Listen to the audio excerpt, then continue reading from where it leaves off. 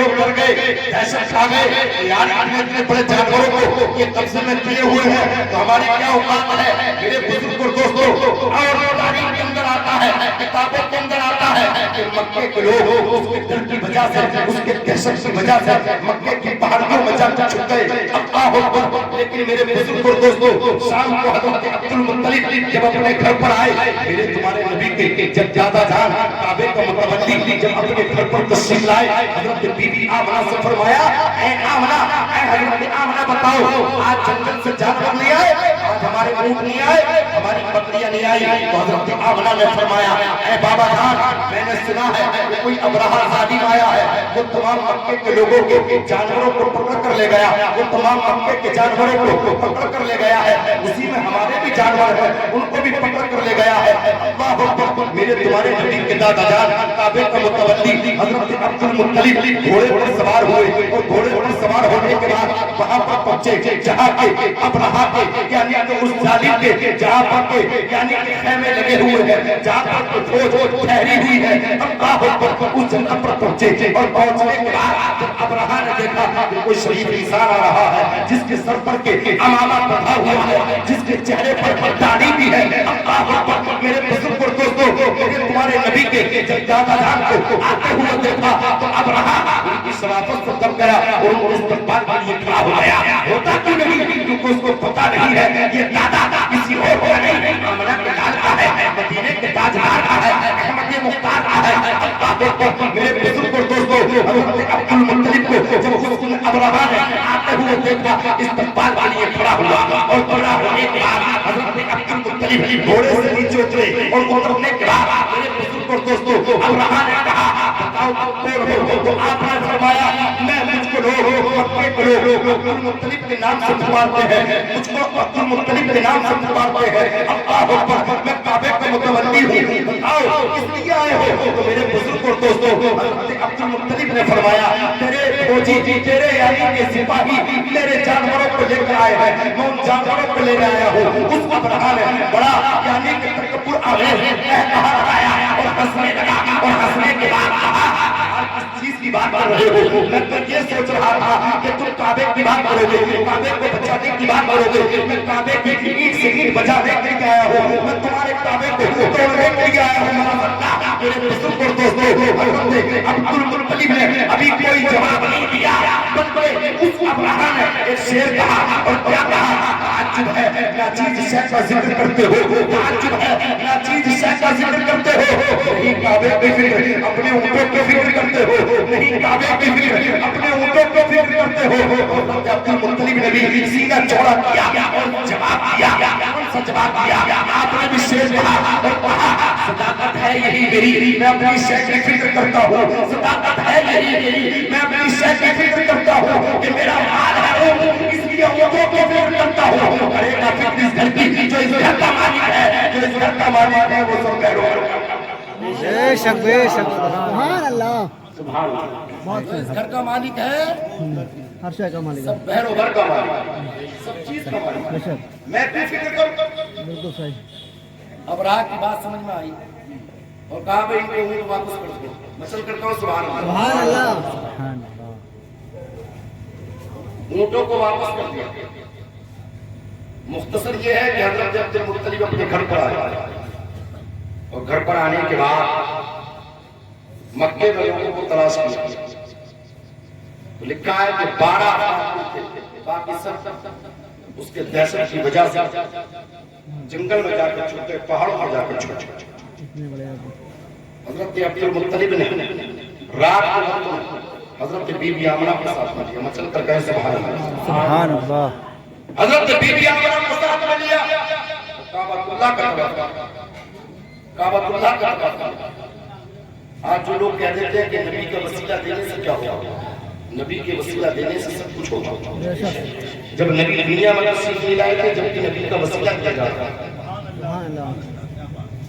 حضرت عبد المطلب نے کعبے کا طواف کیا اور رب کی بارگاہ میں ہاتھوں کو اٹھایا اور عریضہ پیش کیا، پروردگار تو جانتا ہے ہم کسی سے نہیں ڈرتے، تو جانتا ہے ہم کسی سے نہیں ڈرتے، اے پروردگار تجھ کو معلوم ہے ہم کسی سے نہیں ڈرتے، لیکن اے پروردگار جس خانہ کعبے کو ابراہیم نے بنایا اس کو تو بچا لے، اے پروردگار جس کو اسماعیل نے بنایا تو اس کو بچا لے، اے پروردگار کعبے کی عزت کو بچا لے، اے پروردگار کعبے کی شان کو بچا لے، اے پروردگار ایک ظالم کے گھر کو گرانے کے لیے آیا ہے، اے پروردگار اس کعبے کو بچا لے۔ اور آخر میں ایک جملہ کہا، اے پروردگار تو نے مجھ کو خوشخبری دی تھی کہ اے عبد المطلب تیرے گھر میں نور چمکے گا، اے پروردگار اگر جو نور آمنہ کے شکم میں جلوہ گر ہے تو اسی کے وسیلے سے میری دعا کو قبول فرما لے، اے پروردگار اسی کے وسیلے سے اس کعبے کو بچا لے، اے پروردگار اسی کے واسطے اس کعبے کی عزت کو بچا لے۔ میرے بزرگ اور دوستو یہ دعا مانگی اور حضرت عبد المطلب نے حضرت آمنہ کو ساتھ میں لیا اور جو مکہ کے پاس میں کعبۃ اللہ کے پاس میں ایک پہاڑی تھی اس پر جا کر کھڑے ہو گئے اور انتظار کرنے لگے کہ اب میں نے اپنی بارگاہ میں دعا کی ہے اور میں نے محمد کا وسیلہ دیا ہے، دیکھتا ہوں یہ دعا کتنا رنگ لاتی ہے۔ مچل کر کہے سبحان اللہ۔ میرے بزرگ اور دوستو حضرت عبد المطلب فرماتے ہیں کہ جب میں یعنی کہ آپ اس کعبے کی پہاڑی پر جا کر یعنی کہ کعبۃ اللہ کے پاس میں جو ایک پہاڑی ہے اس کے پتھر پر جا کر کھڑا ہوا، حضرت آمنہ بھی وہاں پر موجود ہے، اللہ اکبر، حضرت آمنہ بھی موجود ہے، لیکن جب صبح کا سورج نکلا تو میرے بزرگ اور دوستو ادھر ابرہہ نے اپنے فوجیوں کو حکم دیا، اپنے سپاہیوں کو حکم دیا کہ جلدی سے ہاتھیوں کو تیار کرو اور ہاتھیوں کو تیار کرنے کے بعد باضابطہ کعبۃ اللہ پر چڑھائی کر دی جائے۔ اللہ اکبر، میرے بزرگ اور دوستو ادھر رب کی رحمت کو جوش گیا، جو رات نبی کے وسیلے سے دعا مانگی گئی تھی وہ فوراً قبول ہو گئی۔ رب نے ارشاد فرمایا اے ابابیلو تم بھی تیار ہو جاؤ۔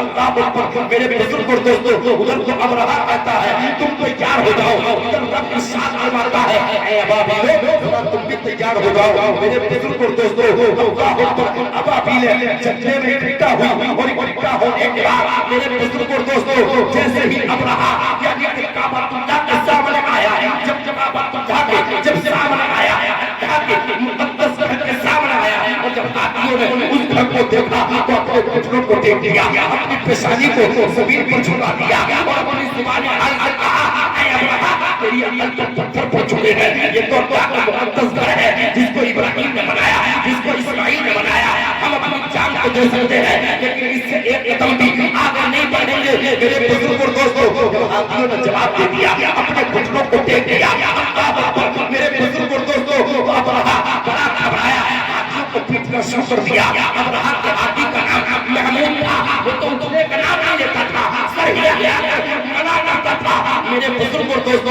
اس جگہ پر کسی نے کیا خوبصورت کہا ہے، تعجب ہے، یعنی کہ پڑے ہیں اس طرح ہاتھی کے جملس تک نہیں کرتے، پڑے ہیں اس طرح ہاتھی کے جملس تک نہیں کرتے، خدا کا ڈر ہے دل میں آج، بے شک خدا کا ڈر ہے دل میں آج، شیطان سے نہیں ڈرتے۔ آپ کو نے جواب دے دیا بے شک ہم نہیں جائیں گے، سر کو جھکا دیا، لیکن وہ ظالم پھر بھی نہیں مانا، اس نے پیدل چلنے کا حکم دے دیا۔ اب رب نے بھی ارشاد فرما دیا، مچل کر گئے سبحان اللہ، رب نے کہا اے ابابیلو ذرا تم بھی تیار ہو جاؤ۔ میرے بزرگ اور دوستو جدے سے ابابیل چل کر آئی اور آنے کے بعد ابابیلوں کی چونچوں میں یعنی کہ تین کنکریاں ہیں اور پنجوں میں ایک کنکری ہے، یعنی کہ ایک ابابیل پر چار کنکریاں ہیں۔ میرے بزرگ اور دوستو ابھی وہ ظالم کعبۃ اللہ کے پاس پہنچنے بھی نہ پائے تھا، ابھی وہ کعبۃ اللہ کے قریب بھی نہ پہنچا تھا۔